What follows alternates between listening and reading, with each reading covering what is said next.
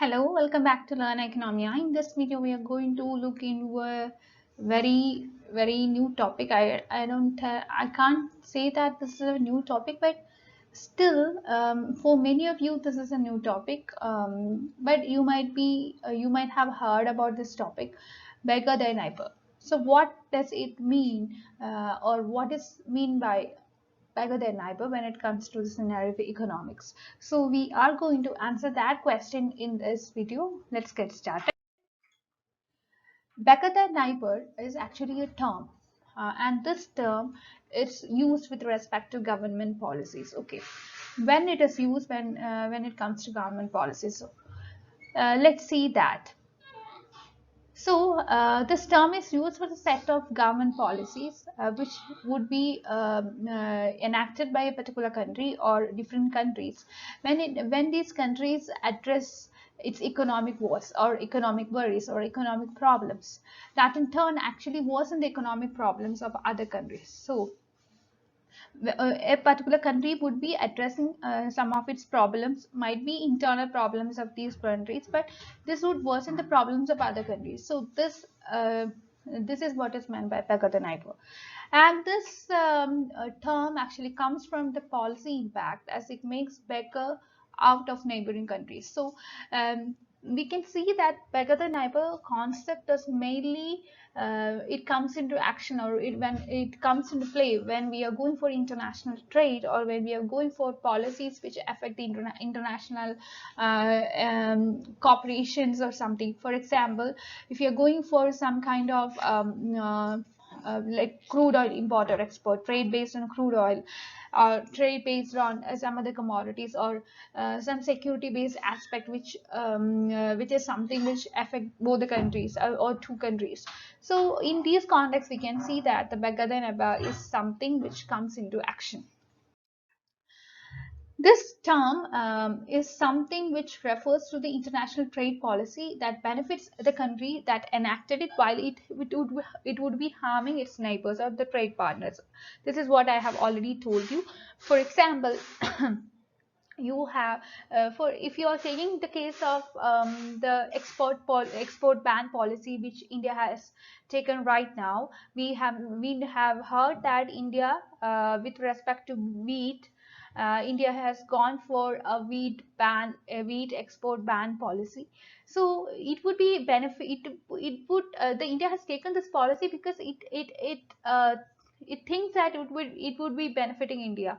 But at the same time, those countries which would be importing wheat from India, these countries would be affected, right? And also we could see that protectionism, it is something which is taken, or protectionist based policies are something which are taken by a particular country in order to protect the people of that particular country only.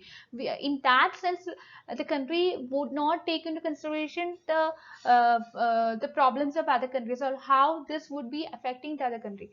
Protectionism is considered to be a very key example of policies that are intended to strengthen the domestic economy. At the same time, it might be impacting the trade partners or the economy on the other side negatively.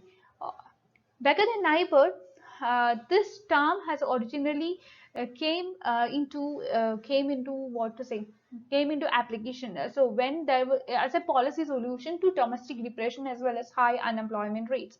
We know that during the 1930s, the entire economy, not only Indian economy or US economy, as specific, we could see that all the world was affected by a depression. The US was the worst affected, we know that, but we could see that during depression there was unemployment rate rising. There was problem with respect to aggregate demand was very low. So all these kinds of things were happening, and this during that time, what each and every country was trying to do is that each and every country was taking policies in order to rescue that respective countries from the depression or the related issues. So in that case, each and every country were just concerned about that particular economy alone. They were not considered about, or they were not concerned about other economies, because that was their that was a scenario, that was a situation which led them to do so. The basic idea here is here was to increase the demand for a nation's export here and reducing the reliance on imports. We know that when you are going for exports, we will be getting foreign exchange or foreign currency, and whereas in the case of imports, we have to pay the other nations, or importing nations. The country which import to our country would be getting foreign currency from our side, right? So we always try to what promote our export and reduce our import. This is what, not only with respect to India, this is what is trying to this is what is right, and this is what is wanted by all the countries. And this means that driving consumption of domestic consumption, or the domestically produced goods up, as opposed to the consumption of imports. So and this could be attained with some kind of trade barrier, like if you're imposing some kind of quota or tariffs, or some kind of devaluation, etc., which would be raising our exports and reducing our imports. That would be helping the domestic country, but at the same time it would be harming the country with which we have trade partnership. So this would be something which lead to a currency war, right? What is a currency war?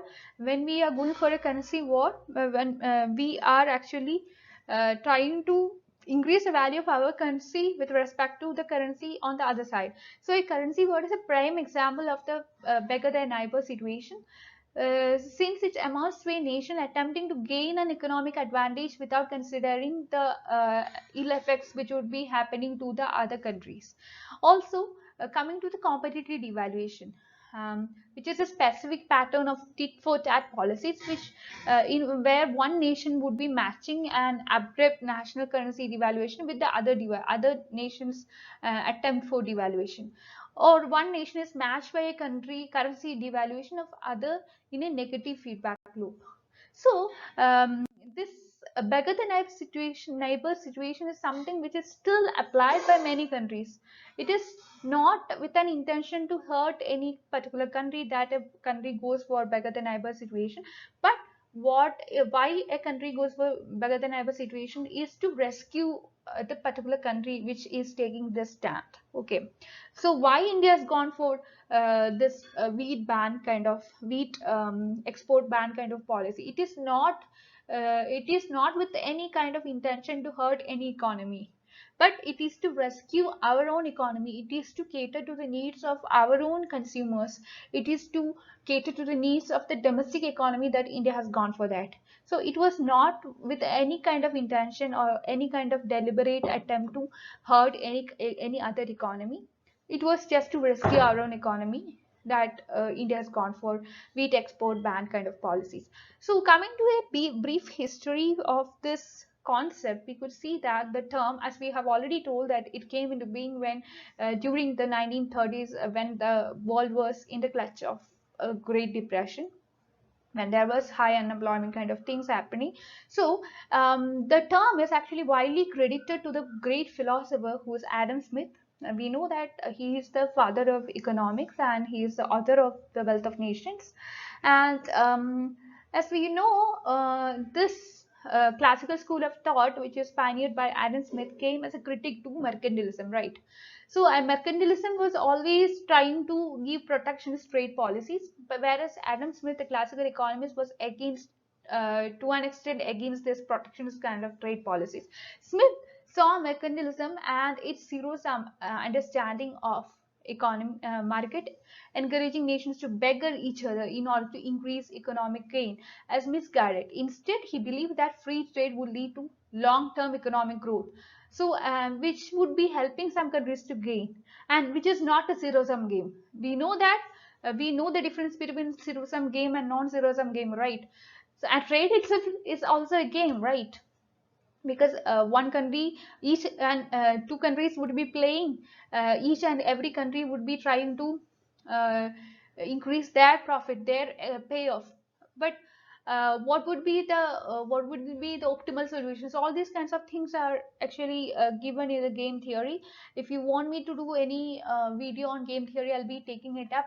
I know I haven't touched this game theory part till now. I'll be doing a separate video. First of all, I'll be giving you an explanation with respect to different games, and also the optimal terms used in game theory. So I don't want to go into the details of that right now. Just see what Beggar the Neighbor situation with respect to Adam Smith mercantilism, how Adam Smith criticized mercantilism thought, etc. So these people mercantilists, they always troll, they were always of the idea that each and every country, they would be trying to amass wealth. They would be trying amass wealth in terms of gold as well as silver. And if a country has more gold and more silver, that means that a country is rich. Whereas on the other side, if some country has less gold and less silver, that means that the country is poor.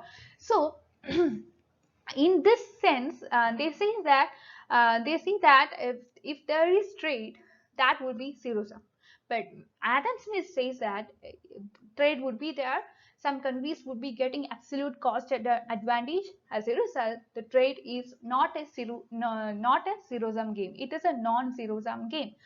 So many countries have adopted mercantilist kind of ideology, that is the protectionist kind of ideology, whereas many countries have adopted Adam Smith thoughts. A number of countries have adopted mercantilist ideology during the Great Depression. Japan did after the Second World War. China did after the Cold War. So when the world has witnessed globalization during 1990s, this particular concept fell the way aside. Recently, we could see that these kinds of policy have been coming back. So this is what we could see in the case of India right now, very recently. And in America, we could see that at least in visibility, as evidenced by the former President Donald Trump's America Fest. That was a kind of Beggar Thy Neighbor application. So actually, no country is taking Beggar the Neighbor stand with an intention to hurt any country. That is what is usually done. In the case of India's export ban with respect to wheat, it is not with an intention to hurt any country with which we have a trade relationship. But this is to rescue our country. This is to cater to the needs of our domestic consumer. So I hope you are clear with respect to this concept. So hope it is clear. Please like, share and subscribe to this channel, and also please be a part of my Telegram group and Telegram channel. Please discuss your doubts. That's all for today. Thank you. I'll be providing the links of both Telegram group and Telegram channel in the description box, so you can join from there. That's it. Thank you.